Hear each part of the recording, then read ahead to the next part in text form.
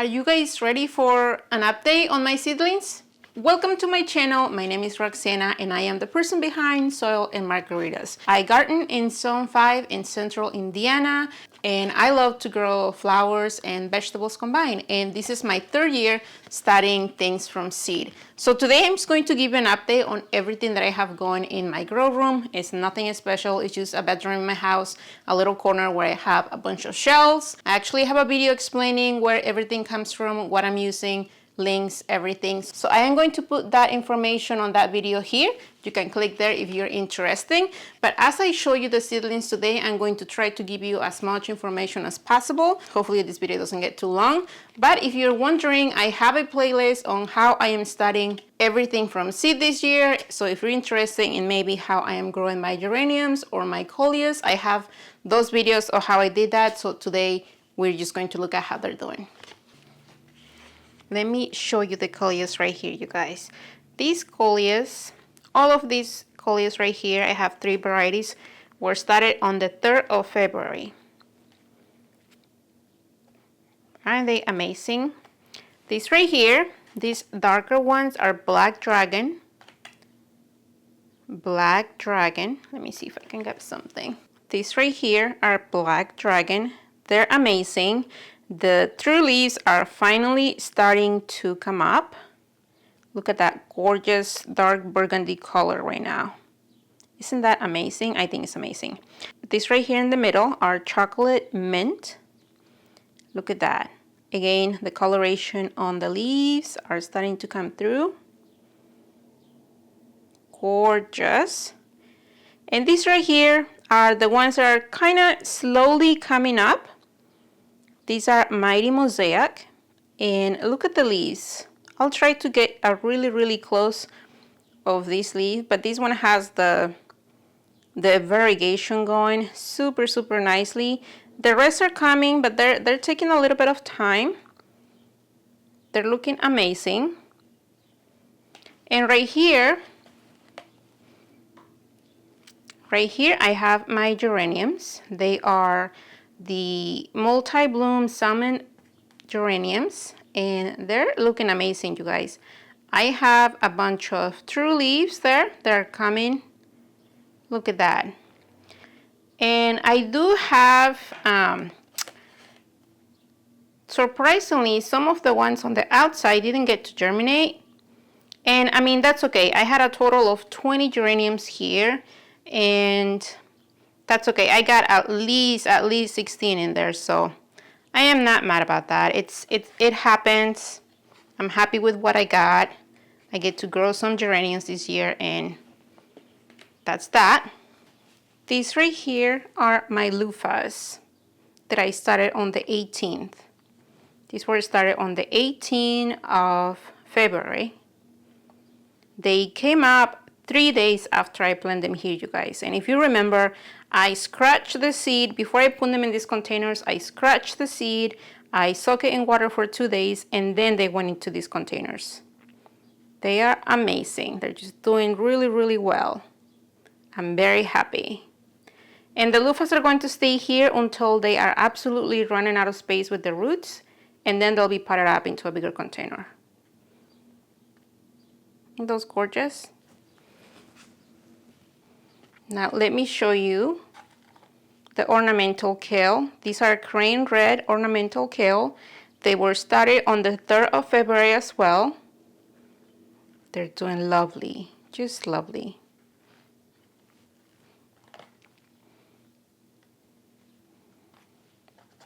These were older seeds, so I had probably about 50–60% germination on those seeds, and that's okay. Look at that, they're starting to get that dark color on the leaves. I just love that. These are the 3/4 inch blocks, soil blocks. I am new to soil blocks this year as well. And so far, so good, I think. They definitely do require a little bit more watering than my other seedlings in containers, but that's totally fine. Now let me show you my peppers. These are the Chelta bean peppers that I started on the 10th of February. I have 100% and more germination on these guys. Look at that. My parents are going to have lots of plants. If you remember, I am not growing these for myself. I am growing these for my parents. They are the ones who make very tasty and spicy paste with these peppers. And they need a lot of plants for that because the peppers are really, really tiny. Look at that. I will have to move these guys out because if I remember correctly, I have them in seed study mix. And I don't know if you can tell. I'm not going to attempt.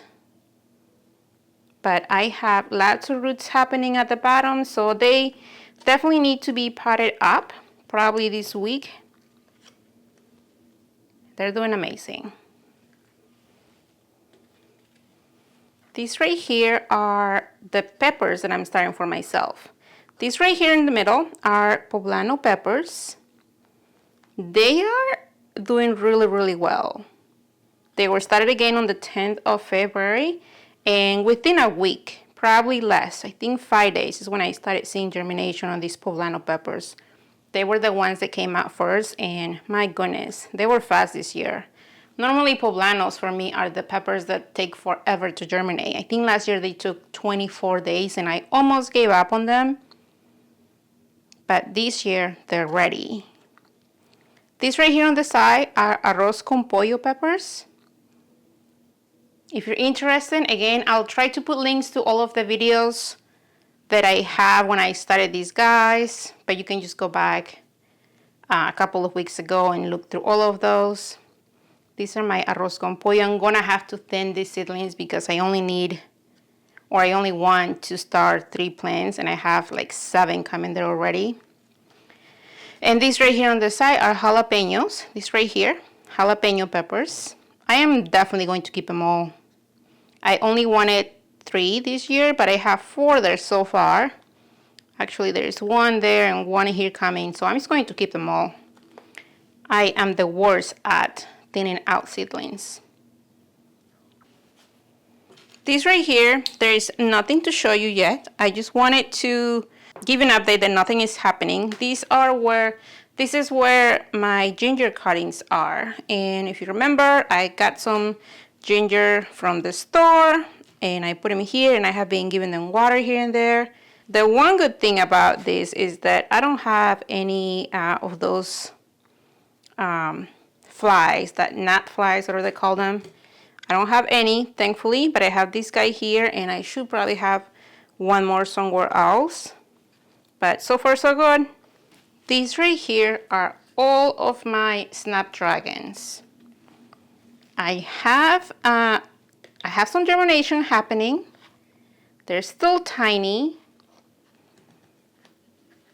And I am very excited. These right here, these first 5 rows right here are the seeds that I saved from the plants last year.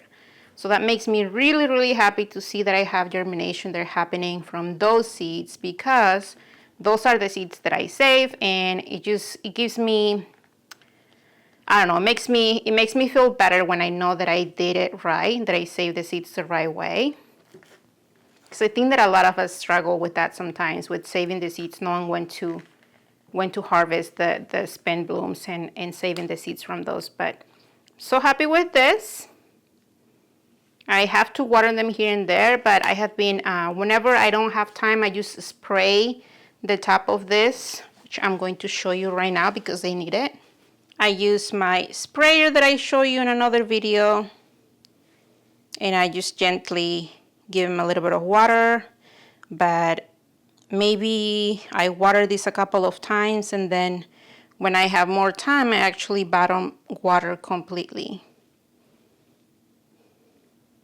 I can control how strong or how gently the power of the water comes out of the sprayer. And these Snapdragons were started on the 18th of February. Isn't that gorgeous? These right here are my lemongrass that I started from seed on the 21st of January. They are doing amazing, as you can tell. I feel like lemongrass, from my experience with them last year, are one of those plants that are not really that picky to start from seed. They do take a little bit of time to get going. That's why I started them at the end of January. But they're looking amazing. I'm gonna have lots of lemongrass. Again, these were started on the 21st of January.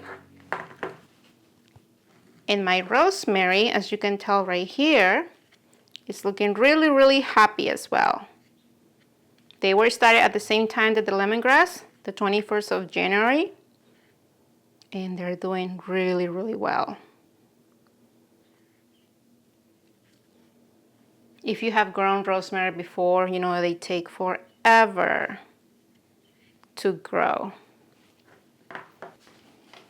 These two right here are a little bit of the sad news that I have for you. My lisianthus just didn't germinate. They didn't get to germinate, and I'm just not gonna try lisianthus. It's not for me.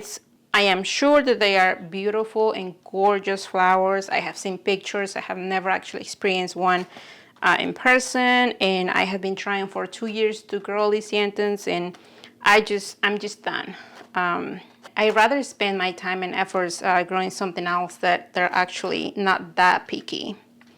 And this right here, another one, eucalyptus as well.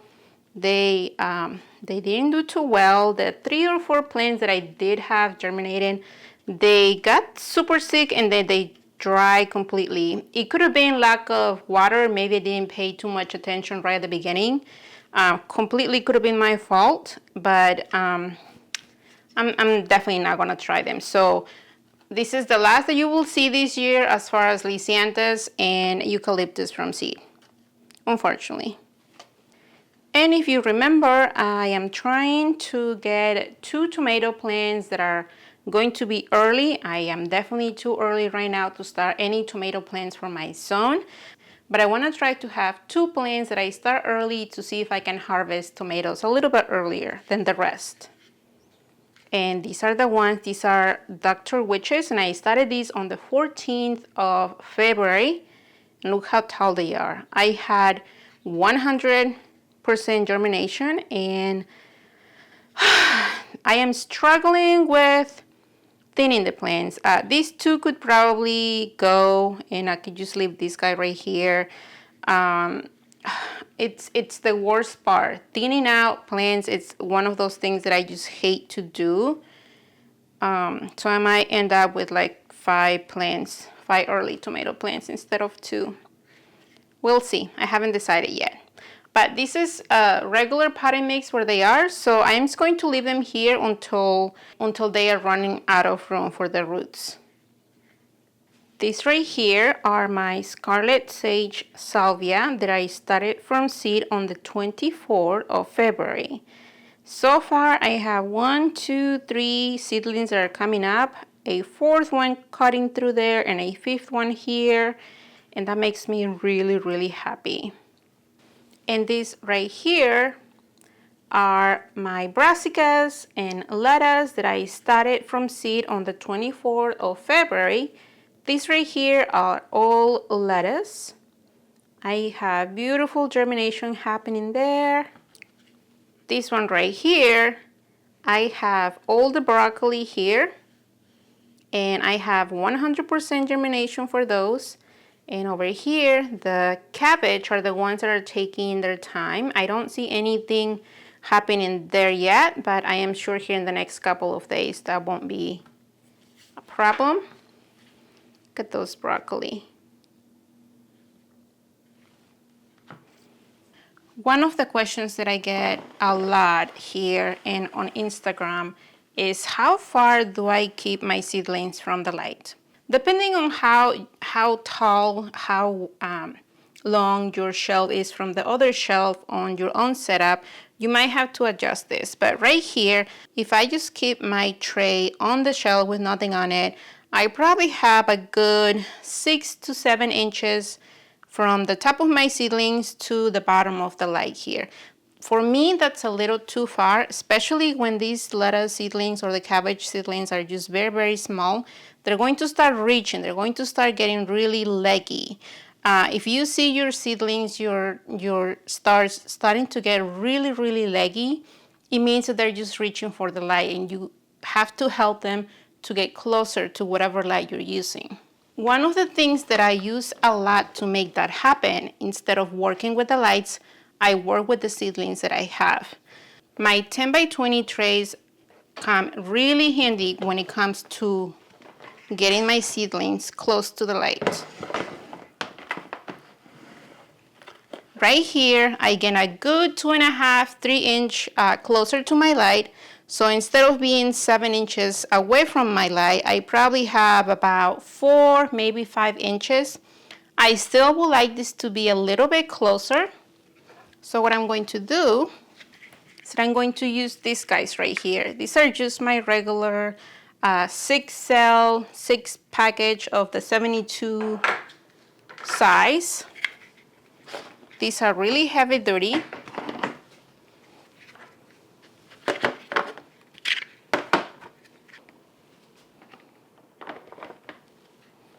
So that right there, I am on a good 2.5, 3 inches away from my light. I wouldn't want to go closer to that because they might get burned. They might just be too close to the light. But this right here is how I will keep them at this stage on their growth. Once they started getting a little bit taller, when they start growing a little bit bigger, then I will remove these and I will just leave my 10 by 20, or when they're big enough, I can just remove everything and just keep them completely on the shelf. You might be wondering, well, why don't you just lower your lights? And that is a great idea if everything that I had on one shelf will be the same size. If you have seedlings that are the same size, probably the smartest thing to do will be to lower your lights. However, sometimes, especially when we're starting things early or when we are towards the end of the season, you might have something that is, I don't have anything here just yet, but let's just imagine that my loofah at some point is this tall. I wouldn't be able to have my lights really low because that will be burning my loofahs or any other plant that you will have. So it's easier for me to just bump my seedlings that need to be closer to the light instead of having to figure out how I'm going to work with one light and having multiple size of seedlings. I hope that makes sense. Honestly, I feel like sometimes we make seed starting a little bit more complicated than what really is.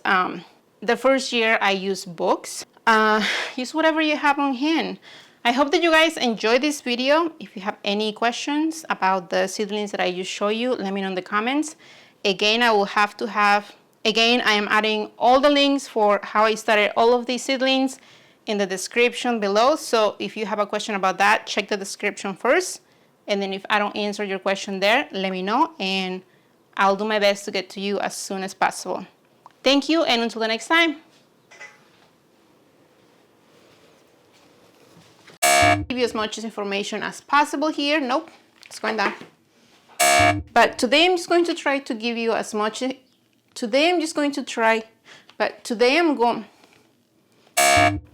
you, and until the next time.